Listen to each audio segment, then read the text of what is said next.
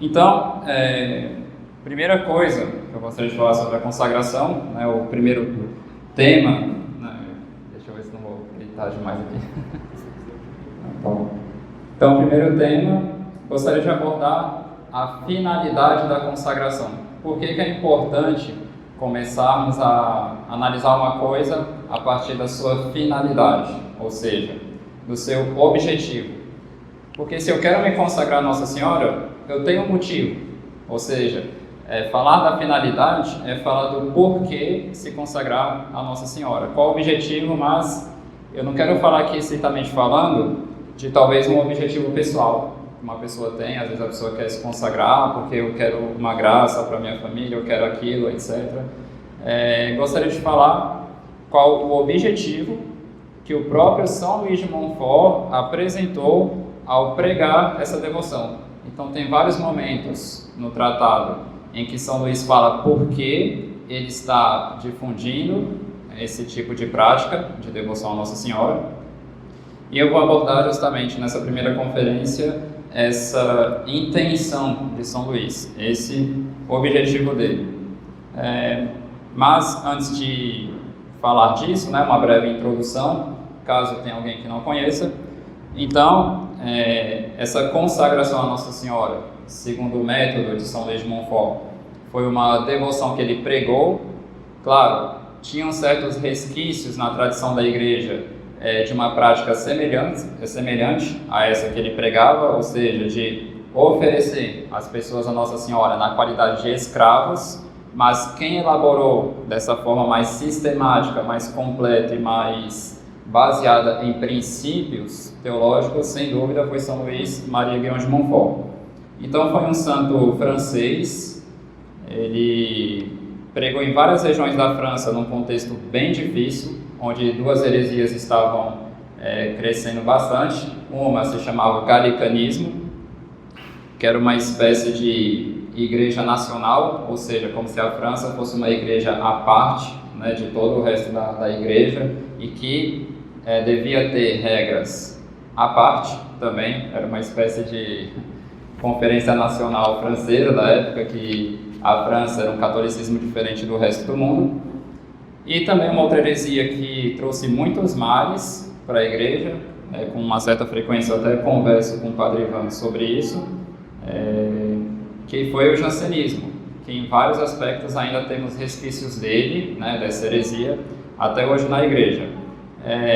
E particularmente essa heresia, o jansenismo, estava muito popular na época por causa de um mosteiro bem famoso que tinha em Paris, e que muitos intelectuais da época eram amigos desse mosteiro, né, que era o mosteiro, a abadia, né, de Port-Royal, que se chamava assim, e eles difundiam muitos textos criticando alguns tipos de ou práticas, né, de piedade para com Nossa Senhora, o que na prática estava diminuindo na França a devoção a Nossa Senhora. E um outro aspecto também do jansenismo, nesse contexto de São Luís, é que eles pregavam de tal forma a justiça de Deus, que todos aqueles meios que inspiram em nós uma certa confiança na misericórdia de Deus, eles estavam combatendo constantemente. Então os jansenistas atacavam muito a devoção ao Santíssimo Sacramento, atacavam muito a devoção à Nossa Senhora, sob pretexto de que essas coisas estavam levando a um certo abuso da misericórdia de Deus. Claro, é muito mais complexo do que isso, mas São Luís apareceu num contexto em que estavam combatendo bastante a devoção à Nossa Senhora. Então ele escreveu esse livro, o Tratado da Verdadeira Devoção à Santíssima Virgem. Eu vou mostrar para vocês, né, um dado histórico, que não foi esse o título que São Luís deu a esse livro. Vocês vão entender como que esse título apareceu, mas ele escreveu provavelmente em 1712, né, ele morreu ali em 1716, e esse livro sumiu, ficou dentro de um baú durante 130 anos, e só depois de 130 anos acharam esse livro. Vou tentar explicar como que acharam. Imagina um livro sem capa e todas as folhas soltas, nenhuma folha colada. Realmente aqui, mesmo que eu tire a capa, provavelmente as folhas vão ficar coladas umas às outras, né? Quando acharam o tratado, as folhas estavam todas separadas, uma da outra, mais juntinhas, como se fosse um livro. Ele estava sem capa, sem título, não tinha a primeira página, não tinha a última página. E quando foram ler o livro, reconheceram imediatamente. Foi um padre, né, da congregação de São Luís que encontrou esse livro. Quando começaram a ler o livro, reconheceram imediatamente que se tratava do fundador deles. Dava para reconhecer a escrita dele com muita facilidade. E quando leram o livro, encontraram uma parte do livro em que o santo falava, né, que enquanto ele estava escrevendo, ele estava vendo animais ferozes que iriam tentar fazer de tudo para que esse livro desaparecesse. Ele até cita: e vejo eles tentando esconder esse livro dentro de um baú, e foi literalmente o que aconteceu. E durante 130 anos, né, ficou escondido esse livro, e até que um padre um dia, mexendo nos arquivos da congregação, acabou achando esse livro por acaso, ou antes, providencialmente. Então, para que saibam, São Luís, um último dado biográfico, né, antes de entrar mesmo no assunto aqui do livro, ele era um missionário. Então ele saía pela França pregando, só que naquela época as missões, não sei se alguém chegou já a ver como funciona uma missão, mas hoje em dia muitas missões populares que estão desaparecendo, às vezes duram um final de semana. Mas na época de São Luís, os missionários iam para um lugar e eles ficavam um mês inteiro lá, e às vezes até vários meses. Então, São Luís, quando ia para uma região da França, por exemplo, ficar 30 dias lá, o que ele fazia? Ele separava nesses 30 dias temas de pregação, e no dia da conclusão da missão, ou seja, no dia que ele iria encerrar a missão, ele fazia com as pessoas que participaram da missão essa consagração à Nossa Senhora. Então, a princípio, o tratado, e ele mesmo diz isso no tratado, é um resumo daquilo que ele viu dando muitos frutos nas suas missões. E muitos contemporâneos de São Luís disseram que viram grandes pecadores se converterem profundamente por causa dessa devoção que São Luís inspirou nessas pessoas. Então, eu vou falar a princípio desse livro que São Luís nos deixou, nos explicando como nos prepararmos para a consagração à Nossa Senhora, e justamente tentando auxiliar para que a gente possa compreender melhor o porquê de abraçarmos essa devoção e o que podemos fazer para melhor praticarmos ela, que é algo muito importante também.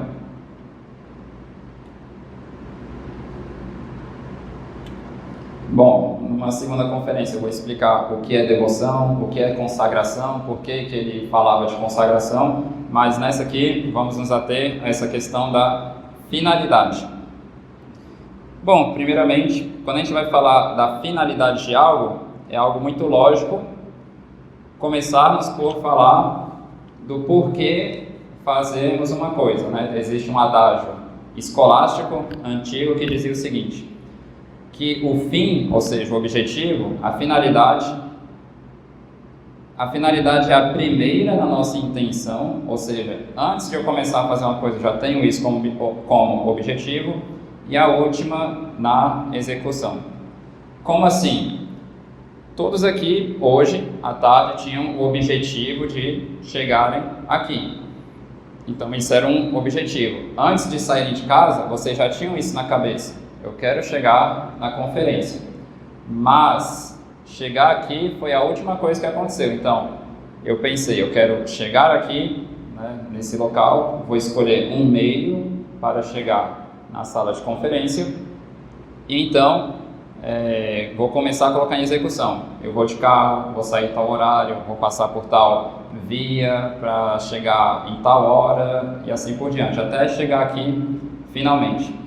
Mas Quando a gente fala do fim, ou seja, o objetivo, nesse exemplo que eu dei, o objetivo era chegar aqui. Nós devemos saber que o fim deve servir também de parâmetro para uma espécie de exame de consciência da nossa parte. Ou seja, se eu sei que o tratado me apresenta um certo objetivo, isso vai servir como critério para me dizer se eu estou me servindo bem dessa prática que eu estou abraçando. Como assim? Se o objetivo é X, vou explicar qual é o objetivo do tratado, eu estou me servindo bem da consagração a Nossa Senhora na medida em que eu estou me aproximando desse objetivo.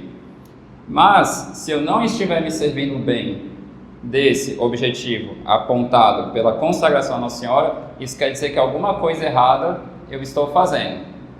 Então, a gente vai entrar nesses detalhes.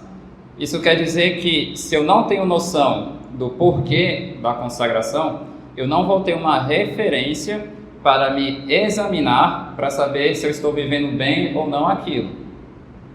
Como que eu sei se eu estou vivendo bem a consagração a Nossa Senhora? Isso tanto para os que já fizeram a consagração, quanto para os que vão fazer. Como que eu sei se eu estou vivendo bem a consagração? Eu estou vivendo bem na medida em que eu estou me aproximando desse objetivo pregado pela consagração. Como que eu sei que eu estou vivendo mal? Se eu estou me afastando desse objetivo. Então, para quem já é consagrado, primeira pergunta, quando eu apontar as finalidades aqui da consagração, qual é a primeira pergunta que deve ser feita? Eu estou me aproximando disso ou eu estou me afastando disso? Porque se eu estiver me aproximando, quer dizer que eu estou vivendo bem a consagração. Se eu estiver me afastando, quer dizer que eu estou vivendo mal ela. Nesse exemplo que eu dei da sala aqui, meu objetivo era chegar aqui. Se eu pegar um carro e ir para outro caminho que está me afastando desse local da formação, isso quer dizer que eu estou fazendo alguma coisa errada. Mas se eu pegar um carro que de fato está trilhando pelo caminho certo, isso quer dizer que eu estou fazendo a coisa certa, porque eu estou me aproximando do meu objetivo. Então, esse é o primeiro ponto. Mas é um pouco engraçado, quando a gente começa a ler o tratado ou as obras de São Luís, ele aponta pelo menos 3 objetivos, né, dessa consagração. Eu vou explicar, a gente vai ver que na verdade é um só, mas que ele apresenta sobre pontos de vista diferentes.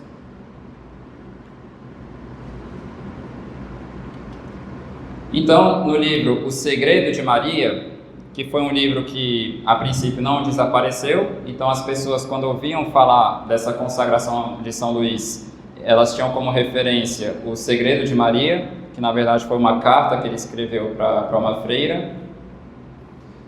E nesse livro ele diz, então aqui a gente pode falar de um dos momentos em que ele fala do objetivo dessa consagração. Ele diz que o objetivo da consagração é tornar uma alma interiormente dependente da Santíssima Virgem. Então, se a gente pudesse falar de um objetivo, antes de tudo, o objetivo da consagração à Nossa Senhora é tornar uma alma interiormente dependente da Santíssima Virgem Maria. Eu vou ler esse trecho do Segredo de Maria em que ele diz isso. A entrega total a Maria é uma perfeita consagração a Jesus por ela. Não basta que nos consagremos a Maria uma única vez, como escravos. Não basta que façamos esta consagração a cada mês e em todas as semanas. Esta seria uma devoção passageira e não levaria nenhuma alma à perfeição para a qual ela estaria capacitada. Não há muita dificuldade em se agregar a uma confraria, em abraçar esta devoção, fazendo algumas devoções todos os dias, como prescreve esta devoção.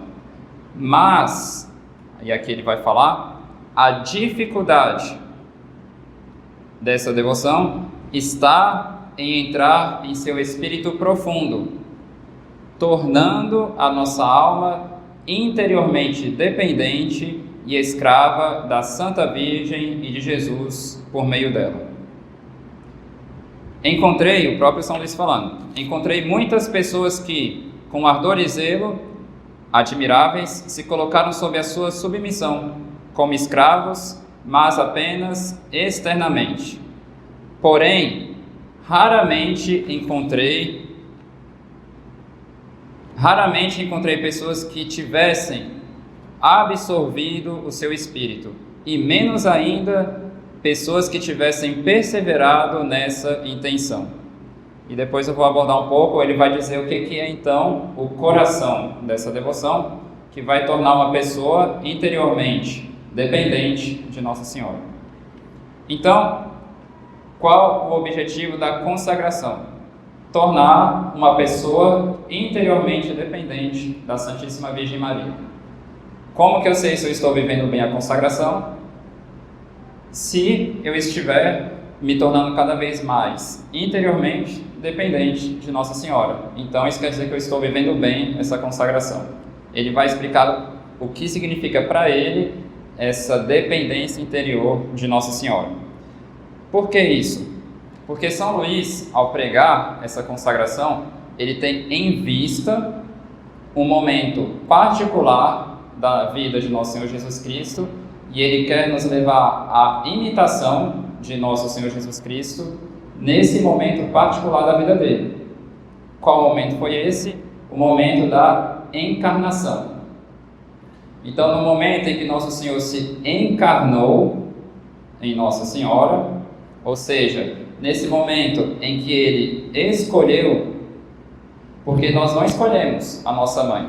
Não tem como eu escolher, decidir quem vai ser minha mãe, quando, como, enfim, não tem como escolhermos isso. Mas Nosso Senhor pôde escolher a própria mãe e com conhecimento de causa, ou seja, ele sabia que o fato de se tornar filho de Nossa Senhora iria fazer com que ele dependesse totalmente dela para a formação da sua sagrada humanidade. Ou seja, Jesus quis depender totalmente de Nossa Senhora, totalmente dos cuidados dela, mas particularmente no momento da encarnação. Então, quando São Luís fala de tornar uma alma interiormente dependente de Nossa Senhora, é como se ele quisesse levar os fiéis a imitarem Jesus no momento da encarnação. Então, é uma imitação de Jesus na encarnação. O que é um escravo é uma espécie de reprodução de Jesus em Maria. Seria isso o escravo de Nossa Senhora. Depois vou abordar mais essa questão sobre o espírito concreto para, de fato, fazermos isso. Em segundo lugar, em outros momentos do tratado, e aqui tem uma abordagem bastante interessante, São Luís diz que o objetivo dessa consagração é fazer com que Jesus Cristo reine em uma alma. E aqui nós temos alguns dados interessantes.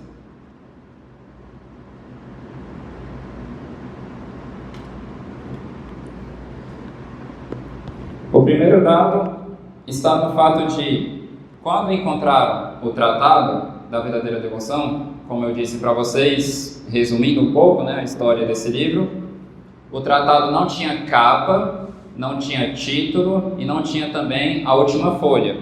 Mas, apesar disso, essa parte sobre a devoção a Nossa Senhora é bastante completa. Mas, durante o livro, ou seja, durante o tratado, no parágrafo 227, São Luís diz o seguinte, vou ler aqui: aqueles e aquelas que quiserem seguir esta devoção particular, depois de terem, como eu disse na primeira parte dessa preparação ao reino de Jesus Cristo, empregado ao menos 12 dias para se esvaziarem do espírito do mundo contrário àquele de Jesus Cristo, empregaram 3 semanas para se encherem de Jesus Cristo pela Santíssima Virgem. Ou seja, São Luís, abordando essa questão da consagração a Nossa Senhora, ele diz que teve uma primeira parte desse livro que ele está falando, mas que a gente não sabe que parte é essa. E ele diz, como eu disse, na primeira parte dessa preparação ao reino de Jesus Cristo. que acontece? Por meio desse parágrafo, a gente sabe que esse livro, o Tratado da Verdadeira Devoção, é a segunda parte de um livro que provavelmente tinha esse título, Preparação ao Reino de Jesus Cristo. Não é totalmente absurdo que o livro se chame assim, porque na época de São Luís tinha terminado de falecer um santo muito conhecido na França, que foi São João Eudes, que foi o grande apóstolo da devoção ao coração de Jesus e ao coração de Maria. E São João Eudes escreveu vários tratados falando sobre o reinado de Jesus em uma alma por meio de Nossa Senhora. Então, não seria muito absurdo imaginarmos que São Luís também escreveu um livro com esse nome, Preparação ao Reino de Jesus Cristo, até mesmo porque ele mesmo parece dizer que esse era o título do livro que ele estava escrevendo. Mas o que acontece? Essa primeira parte sumiu. Ninguém sabe que primeira parte é essa. Ele faz, durante o tratado, algumas alusões de qual teria sido o conteúdo dessa primeira parte do livro, mas provavelmente era um livro que tratava de um tema muito parecido com o primeiro livro que ele escreveu na vida dele, que foi O Amor da Sabedoria Eterna. Então, como que teria sido esse livro? A primeira parte teria abordado, então, uma espécie de explicação sobre o Espírito de Jesus Cristo e o Espírito do mundo, e ele também teria deixado algumas práticas para a pessoa se esvaziar do Espírito do mundo. Então, nesse livro, do qual temos apenas a segunda parte, que foi intitulada Tratado da Verdadeira Devoção à Santíssima Virgem, não foi São Luís que deu esse título para o livro, mas nesse livro, então, temos uma primeira parte que teria um aspecto negativo, ou seja, com o intuito de esvaziar a pessoa do espírito do mundo. E a segunda parte, que é a parte que nós temos, que é o tratado, teria então esse aspecto positivo, ou seja, encher a pessoa do Espírito de Jesus Cristo por meio da devoção à Nossa Senhora. E isso faz muito sentido se imaginarmos que o título do tratado é esse, ou seja, fazer com que Jesus Cristo reine em uma alma, ou preparação ao reino de Jesus Cristo, no caso do título. É muito provável que realmente tenha sido isso, porque o primeiro parágrafo do tratado fala do reino de Jesus por Maria. Então o tratado começa assim: São Luís diz: foi pela Santíssima Virgem Maria que Jesus Cristo veio ao mundo, e é também por ela que ele deve reinar no mundo. Então São Luís começa essa segunda parte desse seu livro, em que trata da devoção à Nossa Senhora, falando que é por meio dela que Jesus Cristo vai reinar no mundo. E na conclusão dessa introdução, no parágrafo 13 do tratado, São Luís diz o seguinte: meu coração acaba de ditar tudo o que escrevi com uma particular alegria, a fim de mostrar que a Divina Maria tem sido, até aqui, desconhecida, e que é esta uma das razões por que Jesus Cristo não é conhecido como deve ser. Quando, portanto, e é certo, o conhecimento e o reino de Jesus Cristo chegarem no mundo, não será mais que uma consequência necessária do conhecimento e do reino da Santíssima Virgem Maria, que o deu ao mundo a primeira vez e o fará resplandecer na segunda. Então é interessante porque São Luís diz que Jesus reinar em uma alma é uma consequência necessária, para ele não é opcional, é uma consequência necessária do conhecimento e do reino da Santíssima Virgem nessa alma. Ou seja, São Luís escreveu um livro falando sobre o reino de Jesus Cristo em uma alma, para deixar claro que esse reino é uma consequência do reino de Maria nela. E aqui nós podemos tirar algumas conclusões. Primeira, se muitas pessoas têm para com nosso Senhor Jesus Cristo um coração frio, isso é uma consequência da frieza com a qual essas pessoas amam Nossa Senhora. Ou seja, se São Luís diz, e ele prova durante o tratado, que Jesus reinar em uma alma é uma consequência necessária do reino de Nossa Senhora nessa alma, isso quer dizer que onde Jesus não está reinando é porque alguma coisa está faltando em relação à devoção a Nossa Senhora. Se falta Nossa Senhora, alguma consequência vai ter em relação ao reinado de Nosso Senhor Jesus Cristo. Muitos podem até dizer, mas eu amo Nossa Senhora, eu honro Nossa Senhora. No entanto, concretamente falando, é possível perceber que muitos amam Nossa Senhora, eu vou abordar isso daqui, apenas com a língua e por palavras, mas não em atos e em verdade, como nos diz São João na sua primeira epístola, capítulo 3, versículo 18. Ou seja, como diz São Luís, o conhecimento e o reino de Jesus Cristo é uma consequência necessária do conhecimento e do reino da Santíssima Virgem Maria. E ele tira várias conclusões a partir disso. Por exemplo, parágrafo 43 do tratado. Nem creio que uma pessoa possa atingir uma união íntima com Nosso Senhor e uma perfeita fidelidade ao Espírito Santo sem uma grande união com a Santíssima Virgem e uma grande dependência do seu socorro. Em outro lugar ele diz, parágrafo 62, se estabelecemos, portanto, a sólida devoção à Santíssima Virgem, teremos contribuído para estabelecer com mais perfeição a devoção a Jesus Cristo e teremos proporcionado um meio fácil e seguro de achar Jesus Cristo. Esta devoção só nos é necessária para encontrar Jesus Cristo, amá-lo ternamente e fielmente servi-lo. Então, primeiro objetivo que São Luís aponta nos seus escritos sobre o porquê dessa consagração, primeiro objetivo, tornar uma alma interiormente dependente de Nossa Senhora. Segundo objetivo, entre aspas, eu vou explicar isso. Segundo objetivo, fazer com que Jesus reine na alma. E tem outro momento em que ele aponta, por assim dizer, um outro objetivo ao escrever esse tratado, que é o objetivo de formar um verdadeiro discípulo de Jesus Cristo. E é muito interessante porque esse pensamento de São Luís é muito presente em todos os seus escritos, né? Porque para ele, um verdadeiro discípulo de Cristo é um verdadeiro amigo da cruz. E ele sabe que é justamente a falta de amor à cruz que afasta as pessoas de Nosso Senhor.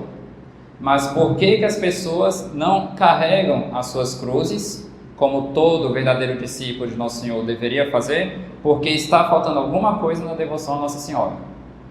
Para ser discípulo de Jesus, devemos carregar nossa cruz? Obviamente sim. Nosso Senhor disse isso claramente no Evangelho. Aquele que quiser me seguir, renuncie-se a si mesmo, tome sua cruz, dia após dia, e siga-me.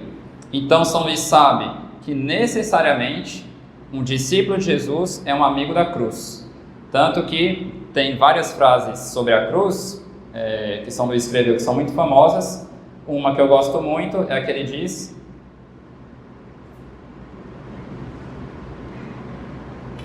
jamais Jesus sem a cruz e jamais a cruz sem Jesus. Ou seja, as duas coisas são inseparáveis. Eu confesso que quando eu li pela primeira vez a vida de São Luís Maria Grão de Montfort, eu fiquei bem desanimado. Porque se eu pudesse resumir a vida dele em duas palavras, a vida dele foi Nossa Senhora e a cruz. Foi isso, porque o que esse homem sofreu não é para qualquer um.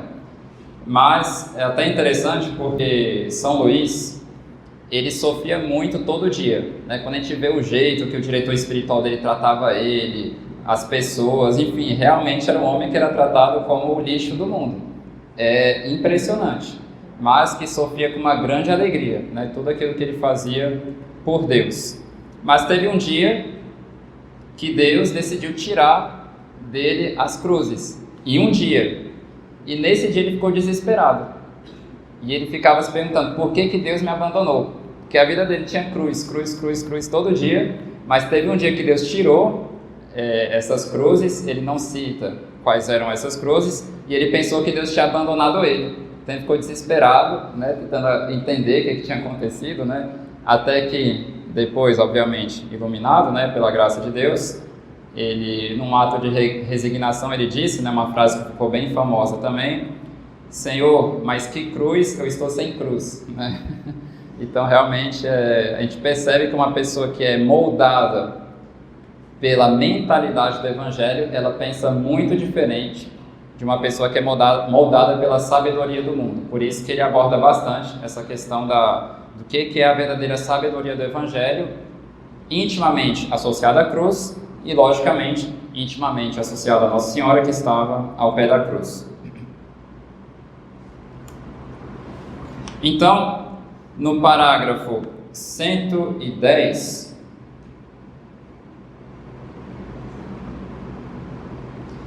São Luís diz o seguinte: aqui no contexto ele está falando o que seria a devoção desinteressada a Nossa Senhora.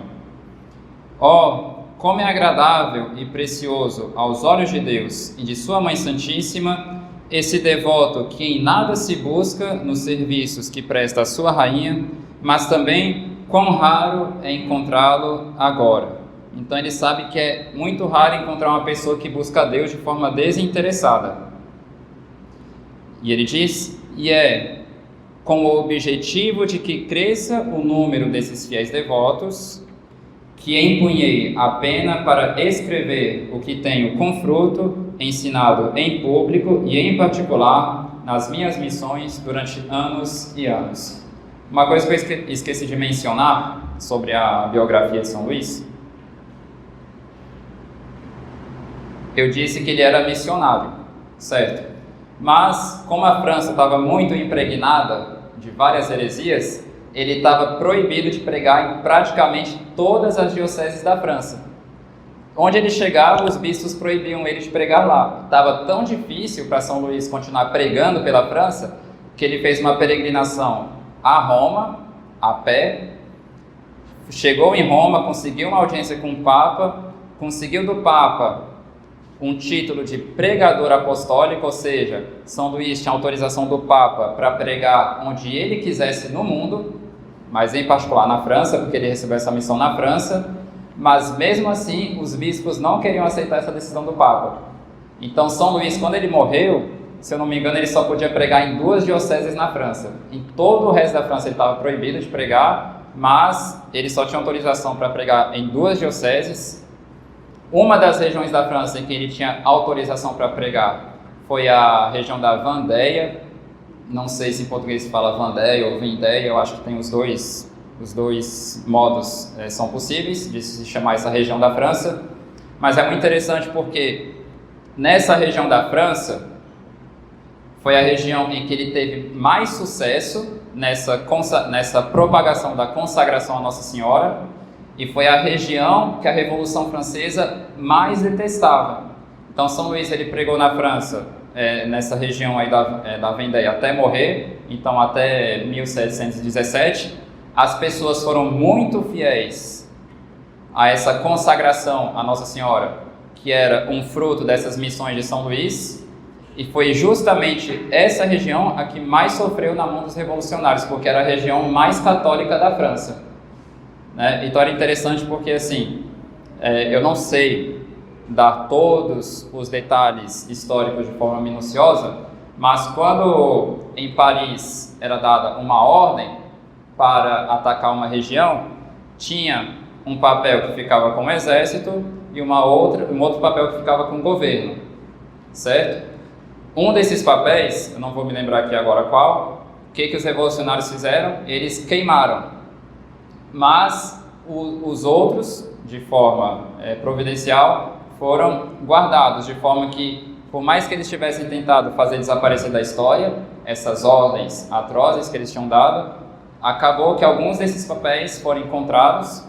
Um senhor na França, ele conseguiu comprar todos esses arquivos e ele fez uma espécie de parque temático contando a história da Vendéia ali na França.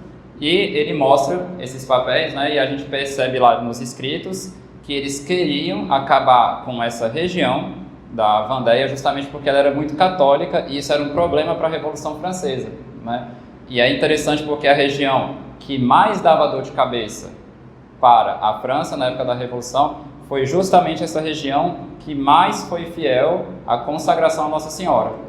Ou seja, de forma muito clara, onde Nossa Senhora estava reinando mais, Jesus Cristo tinha um reino muito mais visível. Então, é bem interessante esse dado. Então, São Luís, quando ele diz aqui, o que tenho com fruto ensinado em público e em particular, é porque de fato ele percebeu que levar as pessoas a Jesus por Maria era realmente o caminho para fazer fiéis discípulos de Nosso Senhor. E no parágrafo seguinte, ele diz o seguinte, parágrafo 111. Muitas coisas já disse sobre a Santíssima Virgem, e mais ainda tenho, entretanto, a dizer, e infinitamente mais omitirei, seja por ignorância, incapacidade ou falta de tempo, no desígnio que tenho de formar um verdadeiro devoto de Maria e um verdadeiro discípulo de Jesus Cristo. Então ele fala que ele tem o objetivo de formar um verdadeiro devoto de Maria e um verdadeiro discípulo de Jesus Cristo. Então, vamos tentar resumir essa primeira parte. Quando São Luís vai falar de um objetivo no tratado, de forma mais particular nessa consagração à Nossa Senhora, ele fala de 3 coisas. Primeiro, que ele tem o objetivo de tornar uma alma interiormente dependente da Santíssima Virgem. Segundo, o objetivo de estabelecer o reino de Jesus Cristo. Terceiro, formar um verdadeiro devoto de Maria e um verdadeiro discípulo de Jesus Cristo. E se a gente observa bem, no final das contas, o que ele está falando? Ele está falando da mesma coisa, mas vista de 3 pontos de vista diferentes. Então, o que acontece? Um verdadeiro discípulo de Jesus Cristo é uma pessoa em que Jesus Cristo reina. Uma pessoa interiormente dependente de Nossa Senhora é uma pessoa onde Jesus Cristo está reinando. Então, falar que Jesus reina em uma alma, falar que essa pessoa é interiormente dependente de Nossa Senhora e dizer que essa pessoa é um fiel discípulo de Nosso Senhor Jesus Cristo é a mesma coisa. Estamos falando da mesma coisa, mas com 3 nomes diferentes. Então, Jesus reinar em uma alma e essa alma ser dependente interiormente de Nossa Senhora é a mesma coisa. Não tem diferença. Só são 2 pontos de vista diferentes com o qual estamos falando da mesma coisa. Ou seja, se eu disser meu objetivo ao me consagrar a Nossa Senhora é me tornar interiormente dependente de Nossa Senhora, ou então, se eu disser que meu objetivo ao me consagrar a Nossa Senhora é me tornar um verdadeiro discípulo de Jesus Cristo, ou então se eu disser meu objetivo ao me consagrar a Nossa Senhora é fazer com que Jesus Cristo reine na minha alma plenamente, se eu disser isso, eu estou falando a mesma coisa, mas com 3 frases diferentes. Trata-se exatamente da mesma coisa. E São Luís, então, percebe, como eu já disse, essa conexão necessária entre Nossa Senhora reinar em uma alma, e é justamente para que Nossa Senhora reine em uma alma que ele prega essa consagração. Ele percebe essa necessidade de que ela reine para que Jesus possa, de fato, se fixar nessa alma como um verdadeiro rei. Ou seja, a melhor forma de pregar o reinado de Nosso Senhor Jesus Cristo, seja em particular em uma alma, seja em uma família, seja numa sociedade, é pregando a devoção à Nossa Senhora. Por quê? Porque Jesus Cristo reinar é uma consequência necessária do reinado de Nossa Senhora, seja em uma alma, seja em uma família, seja na sociedade. Então aqui, São Luís, em outro momento no tratado, ele diz o seguinte: uma das razões por que tão poucas almas atingem a plenitude da idade de Jesus Cristo, ou seja, a pessoa não chega ao auge da santidade, é que Maria, a mãe do Filho e a esposa do Espírito Santo, não está suficientemente formada nos corações. Quem quiser o fruto bem maduro e formado, deve ter a árvore que o produz. quem quer possuir o fruto de vida, Jesus Cristo, deve ter a árvore da vida, que é Maria. Então, é interessante porque eu vou contar aqui duas histórias, né? Bom, uma é uma frase de São Luís, outra a história de Nossa Senhora Aparecida. É interessante porque São Luís, ele, em um certo momento do tratado, ele fala dos diretores espirituais. Bem curioso, tem uma parte no tratado em que ele fala disso, e ele comenta que, depois de ter desenvolvido toda essa reflexão sobre a necessidade de Nossa Senhora para que Jesus possa reinar nessa alma, ele dizia o seguinte: um diretor espiritual, quando ele tenta fazer Jesus reinar em uma alma sem fazer ela passar por Nossa Senhora, ele se assemelha a um escultor que está lá tentando com as suas próprias forças reproduzir Jesus Cristo, mas no final das contas, por mais que se pareça um pouco com Jesus Cristo, não está perfeita essa imagem. Ou seja, por mais que um diretor possa fazer uma pessoa avançar na vida espiritual, ainda não tem aquela perfeição que a pessoa poderia ter atingido se ele tivesse lançado essa pessoa no molde de Nossa Senhora. Então ele diz que quando um diretor tenta jogar seu dirigido para Nossa Senhora, ele faz, por meio dessa confiança que ele tem em Nossa Senhora, com que a alma saia uma imagem perfeita de Jesus Cristo.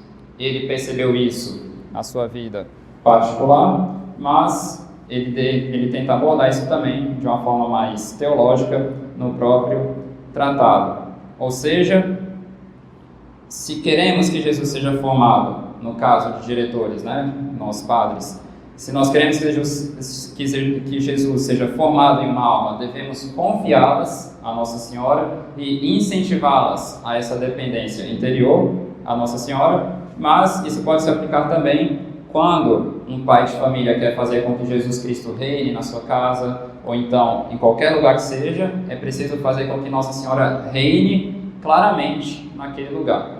E claro, eu vou mostrar aqui para vocês como que São Luís enxerga de forma concreta esse reinado de Nossa Senhora em uma alma.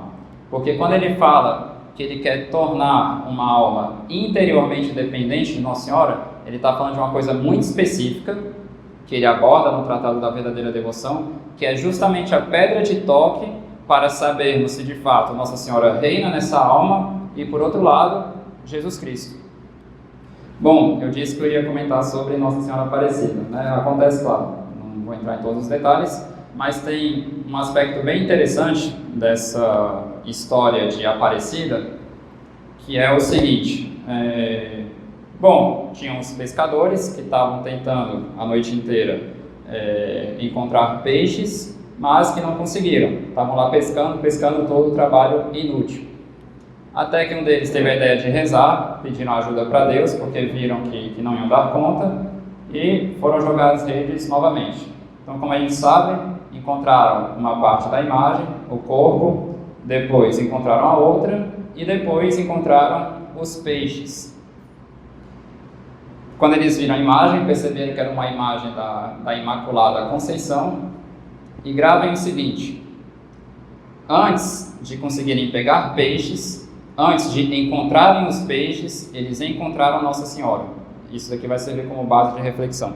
Por quê? É interessante que, quando a gente fala da pesca milagrosa nos evangelhos, alguns santos, alguns doutores, alguns padres da igreja comparam a rede, as redes ali dos apóstolos, com os meios de apostolado.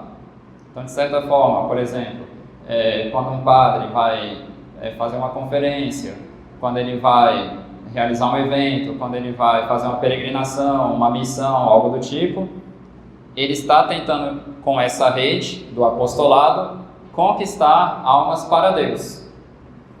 Então,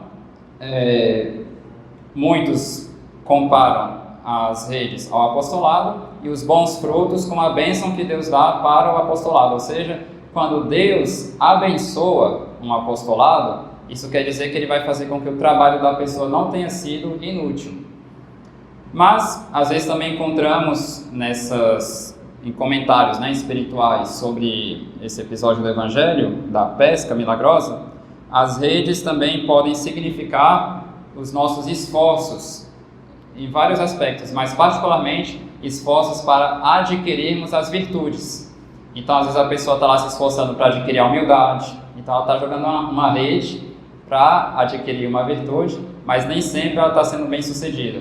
Outras pessoas estão tentando adquirir a caridade com o próximo, outras pessoas a virtude da castidade, outras pessoas estão se esforçando, ou seja, jogando redes, né, para conseguirem vencer um certo vício, a preguiça, a inveja, algo do tipo, mas tudo trabalho inútil porque estão pescando a noite inteira e não estão encontrando nenhum peixe. E essa história de Nossa Senhora Aparecida, claro, não estou dizendo aqui que é uma interpretação oficial, né, do que aconteceu em Aparecida, mas é interessante que quando a gente pega tudo que os santos falaram sobre Nossa Senhora, é muito interessante aproximarmos essas duas coisas, né? Muitos santos mostram como, a partir do momento em que encontramos Nossa Senhora, como de certa forma nossas pescas se tornam mais frutuosas, certo? Então, por exemplo, pode acontecer, aqui foi o caso que São Luís deu, às vezes um padre está muito tempo tentando, com suas redes, né, seus meios de apostolado, tirar bons frutos desses seus esforços e parece que ele não está encontrando nada. O que falta? Falta encontrar Nossa Senhora por meio de uma verdadeira devoção, a fim de, por meio dela, conseguir mais peixes, né, para Deus, por assim dizer. E a mesma coisa podemos aplicar a nós, de uma forma privada, quando se trata dos nossos esforços para a virtude. Talvez uma pessoa está tentando há muito tempo adquirir a humildade, a paciência, a castidade, assim por diante, está jogando a rede dela durante muito tempo de forma inútil, mas o que está faltando para ela? Está faltando encontrar Nossa Senhora por meio de uma verdadeira devoção, e depois disso ela vai conseguir pescar muitos peixes. Então a gente pode até se perguntar por que tantos católicos, apesar de tantas redes jogadas nas práticas de vida espiritual, por que tantos católicos, apesar de tantas comunhões, tantas confissões, tantas meditações, tantas orações, tanta coisa, por que parece que eles estão pescando tão poucos peixes, ou seja, tirando tão poucos frutos disso tudo? Porque está faltando encontrar Nossa Senhora, de alguma forma. Então, se a pessoa quer ter pescas mais frutuosas, né, é preciso encontrar Nossa Senhora. Então, resumindo essa primeira parte, né, eu vou abordar agora a segunda e última parte aqui dessa primeira conferência. O objetivo de São Luís é fazer com que Jesus reine por Maria.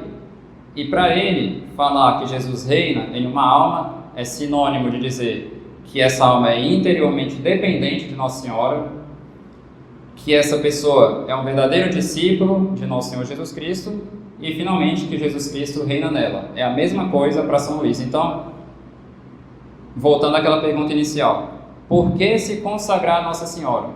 Se eu me decidir a me consagrar a Nossa Senhora, qual é meu objetivo? Meu objetivo, ao abraçar essa devoção, deve ser o de me tornar um verdadeiro e fiel discípulo de Nosso Senhor Jesus Cristo. Então, se alguém for falar, para quem que eu devo recomendar essa devoção? Para quem quer que Jesus reine na sua alma, né? Quem deve se consagrar? Todas aquelas pessoas que querem se tornar fiéis discípulos de Nosso Senhor. Então, é para essas pessoas que a consagração serve, porque esse é o objetivo dela. São Luís vai mostrar como essa devoção é um meio poderosíssimo para que isso se realize, e também ele vai dar o passo a passo para que a pessoa possa se tornar fiel a essa devoção. Então, abordando um aspecto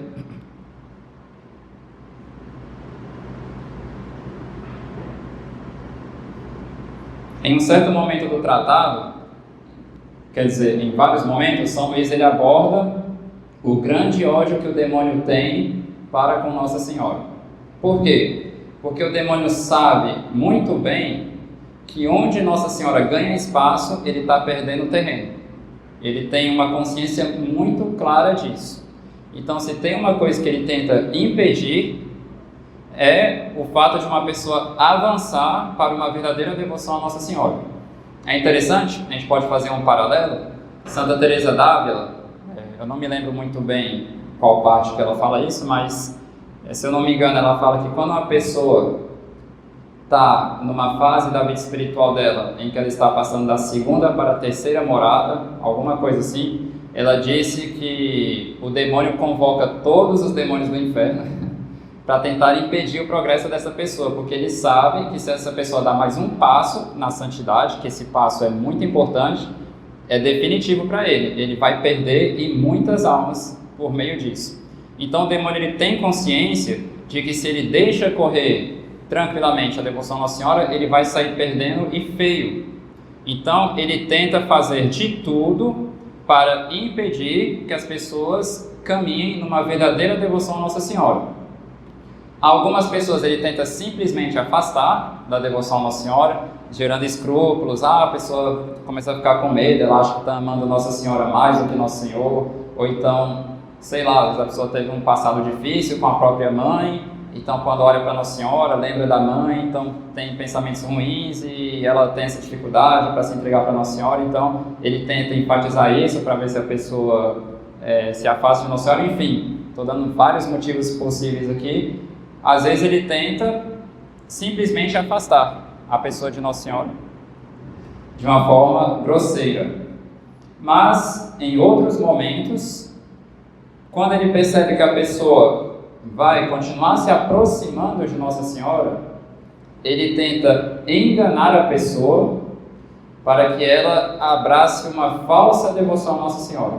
Ela vai abraçar alguns aspectos da devoção a Nossa Senhora, mas o principal, o coração dessa devoção, ela vai acabar deixando de lado. E qual vai ser a consequência disso? A pessoa vai viver uma falsa devoção a Nossa Senhora, ou, ao menos, uma devoção imperfeita a Nossa Senhora, e a consequência disso será que Nosso Senhor não vai reinar plenamente nessa alma.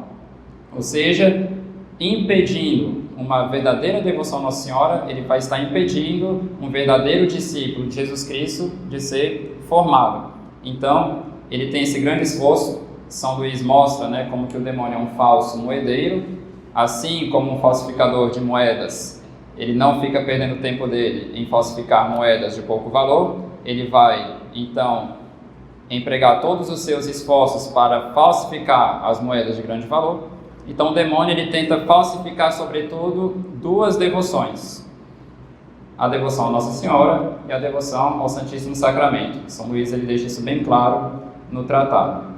Então, vamos tentar entender qual ponto, justamente, o demônio ele tenta atrapalhar quando se trata da devoção a Nossa Senhora. Claro, tem toda uma parte do tratado em que São Luís fala o que seria uma falsa devoção a Nossa Senhora, mas tem uma coisa em específico que São Luís deu muita importância na consagração a Nossa Senhora e que para ele é o essencial dessa devoção. Ou seja, sem isso é como se você fizesse desaparecer o principal dessa devoção.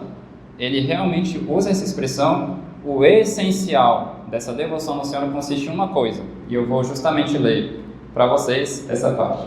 Que suspense, né?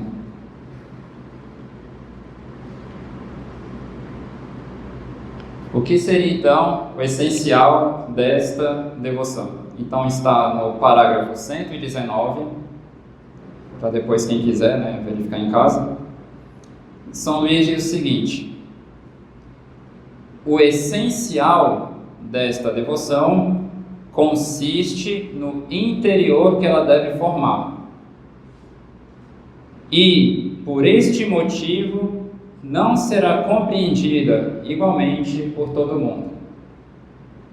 Alguns hão de deter-se no que ela tem de exterior. Então, São Luís, na época dele, ele sabia que muitas pessoas iriam se consagrar a Nossa Senhora, mas a maioria iria parar no exterior, na época dele. Então ele diz: alguns hão de deter-se no que essa devoção tem de exterior, e não passarão avante.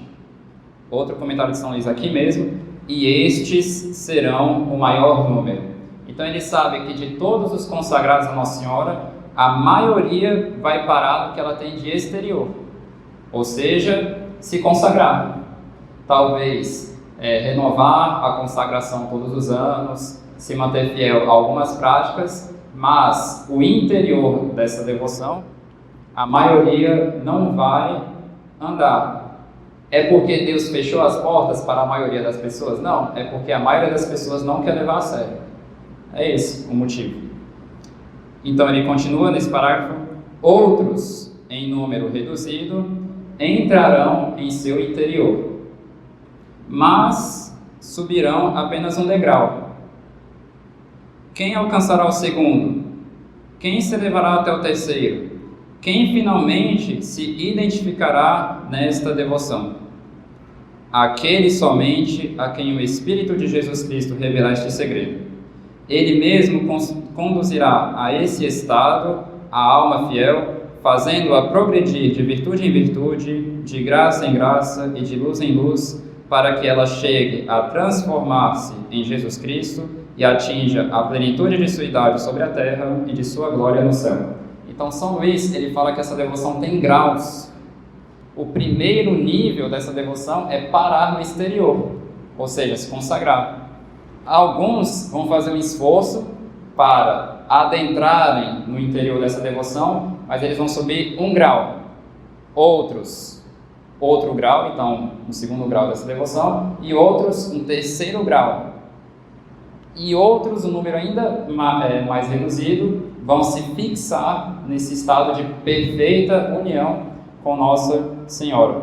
Claro, na medida em que Nossa Senhora está reinando em uma alma, cada vez mais interiormente, vai ser também o grau de reino de Jesus Cristo nessa alma. Naquelas pessoas que conseguiram subir, por assim dizer, um grau nessa devoção, o reinado de Jesus Cristo nessa alma vai corresponder a isso. Poderíamos dizer aquelas pessoas que estão se santificando, mas que ainda não avançaram tanto na santidade.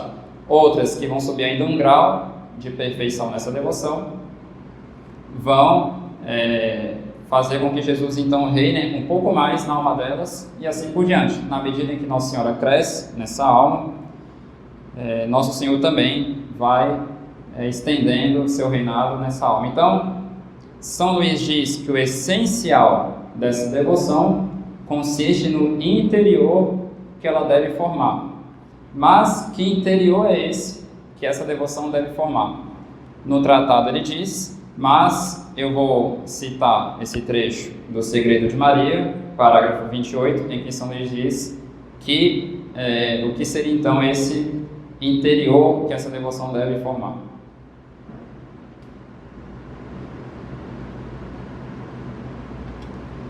São Luís diz que essa consagração a Nossa Senhora consiste em dar-se inteiramente, na qualidade de escravo, a Maria e a Jesus por ela, e depois, algo que está fazendo parte disso, em fazer todas as coisas com Maria, por Maria, em Maria e para Maria. Resumindo, o que é o interior que essa devoção deve formar? São Luís ele deixa bem claro, em vários momentos nesse tratado, que o interior dessa devoção, ou em outras palavras, tornar uma alma interiormente dependente de Nossa Senhora, é fazer com que ela, de fato, comece a fazer tudo por Maria, com Maria, em Maria e para Maria. Então, na medida que a pessoa avança nessas práticas interiores dessa devoção, claro que vão ter muitas modalidades diferentes da pessoa adentrar nesse interior. Às vezes uma pessoa não está nem pensando literalmente a cada segundo do dia dela em fazer as coisas por Maria, com Maria, em Maria e para Maria, mas a vida de união que ela tem com Nossa Senhora na prática está sendo isso. Como é um caso de Santa Teresinha do Menino Jesus. Temos vários trechos em que a gente percebe claramente essa dependência interior dela a Nossa Senhora, apesar de ela não ficar pensando nisso o tempo todo, nessa forma sistemática da devoção. Então, São Luís, quando ele fala de uma pessoa interiormente dependente de Nossa Senhora, o que ele está falando são de pessoas que de fato vão viver concretamente essas práticas interiores que ele ensina no tratado. E mais, e eu vou encerrar por aqui, São Luís diz que os consagrados a Nossa Senhora,